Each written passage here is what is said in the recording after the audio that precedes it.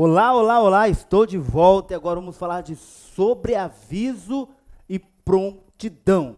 Isso aqui é só para prova mesmo, viu, galera? Só para a prova. Bom, vamos lá. Qual que é a diferença entre sobreaviso e prontidão? Veja, o sobreaviso ocorre quando o empregado está aguardando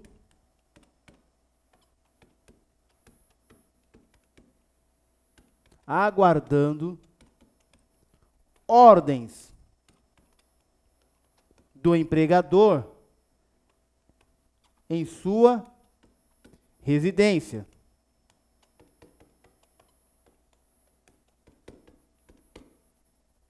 O sobreaviso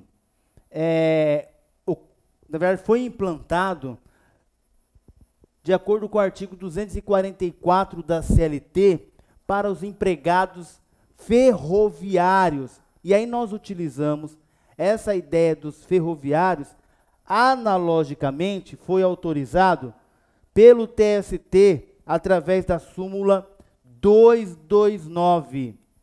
Nós vamos ver já já a súmula 229. Mas utilizamos o 244, fala, Roberto, o 244 fala de trabalho nas ferrovias, ficava lá na própria casa, o empregado esperando para ser substituído, esperando receber não sei qual era o meio de comunicação naquela época, né? Esperando lá um chamado do seu empregador para substituir algum empregado lá na ferrovia. Então ele ficava na sua casa. E lá, por ele ficar na casa dele, ele teria direito a receber 1/3 a mais no seu salário, por ele ficar lá na sua casa, impedido de sair, ficar lá aguardando receber essas ordens. Então ele não podia ter convívio social. Naquela época, 43, CLT de 43. E aí o TST diz, olha, que analogicamente pode ser aplicado de forma analógica o artigo 244, parágrafo 2º da CLT, quando ela trata da jornada de sobreaviso. Que seria isso, Roberto? Vamos traduz, esmiuça isso aí para mim, Roberto. Bom, o empregado, ele fica na sua casa, com o celular, aguardando o empregador comunicar ou fazer um chamado para que ele vá até a empresa e resolva algum tipo de problema. Só que para ele ter direito a esse 1/3 sobre a hora, que ele fica na casa dele impossibilitado de sair, ele precisa cumprir alguns requisitos. Qual requisito fundamental? É justamente esse, que ele fique na sua casa sem convívio social, está privado do convívio social dele. Ele não pode sair porque a qualquer momento ele vai ser chamado. Veja, uma certa feita, eu ingressei com ação justamente usando essa fundamentação. O empregado ele tinha o celular e aos finais de semana ele tinha que ficar em casa. Por quê? Porque ele era responsável pelo departamento de informática da empresa. E muitas vezes caía o servidor, então ele tinha que ficar ali, ele não podia nem sair, pegar um cinema, sair com o filho, porque ele trabalhava até que razoavelmente próximo da empresa, e a qualquer momento a empresa podia ligar para ele, e ele ter que se dirigir até a empresa para arrumar lá o servidor, enfim, subir um sistema, resolver um problema de sistema. E ele fazia isso constantemente, tinha que ficar de plantão.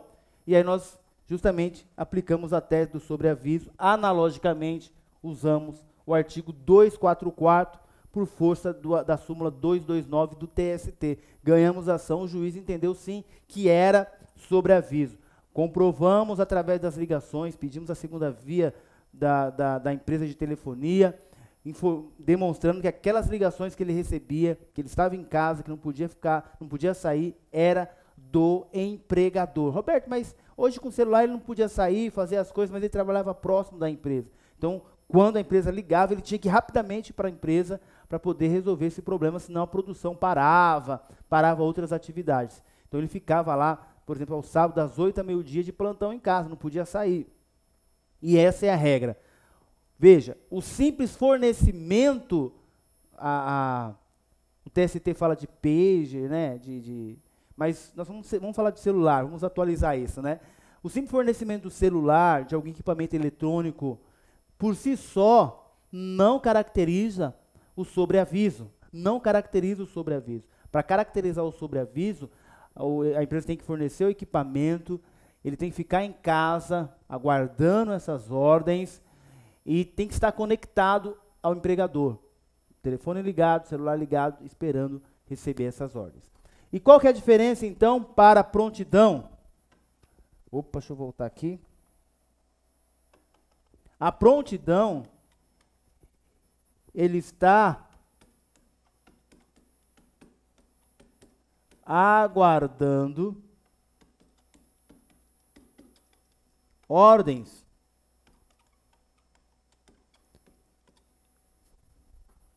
na empresa. Pouco utilizado isso porque acaba se confundindo com o tempo à disposição do empregador. Mas nesse caso ele faz como uma espécie de um plantão. A diferença é que ele faz uma espécie de plantão no empregador, esperando receber alguma ordem, uma espécie de plantão. Não é algo rápido que ele está ali esperando simplesmente para receber um relatório ou para fazer algum tipo de serviço. Ele está ali na empresa aguardando ordens ou algum acontecimento.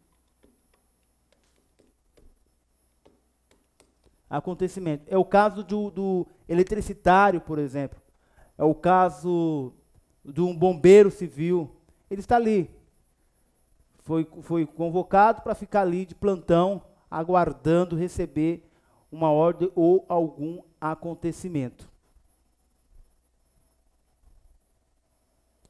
O que diferencia aqui também vai ser a questão dos salários. Olha lá. Sobreaviso, ele recebe 1/3 sobre o salário normal.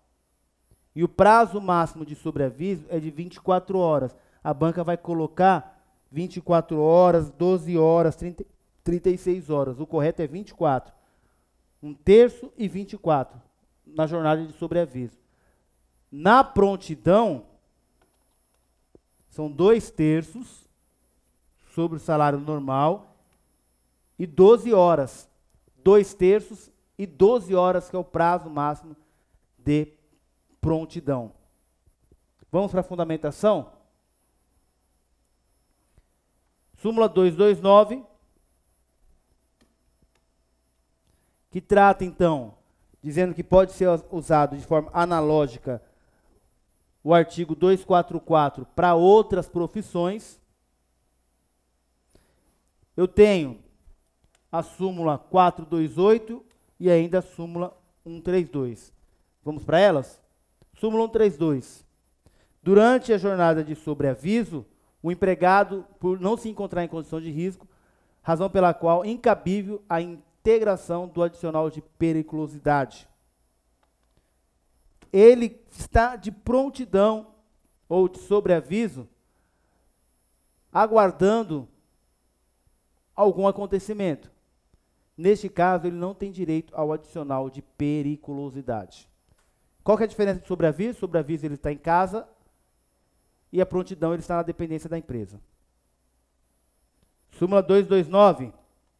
Por aplicação analógica do artigo 244, parágrafo 2º da CLT, as horas de sobreaviso do eletricitário são remuneradas à base de 1/3 a totalidade das parcelas de natureza salarial. Mais uma súmula? Súmula 428. E aí, olha, o uso do aparelho de intercomunicação, a exemplo do BIP, nossa, antigo BIP, pager, né?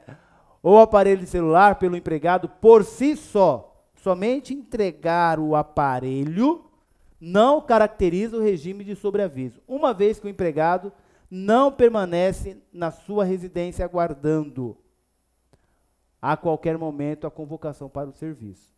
Então, se ele estiver com um pager, que não se usa mais, né? Celular da empresa, e ele tem a possibilidade de sair, resolver as suas coisas, por si só isso não caracteriza a jornada de sobreaviso.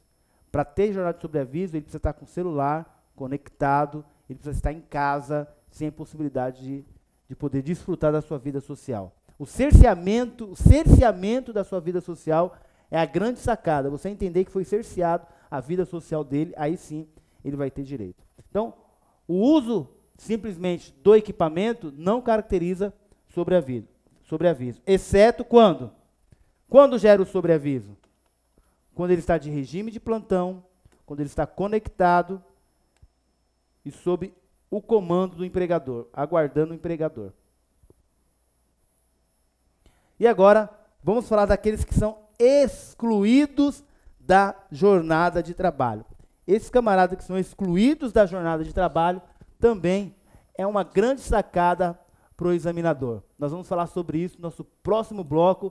Eu já volto com vocês, hein?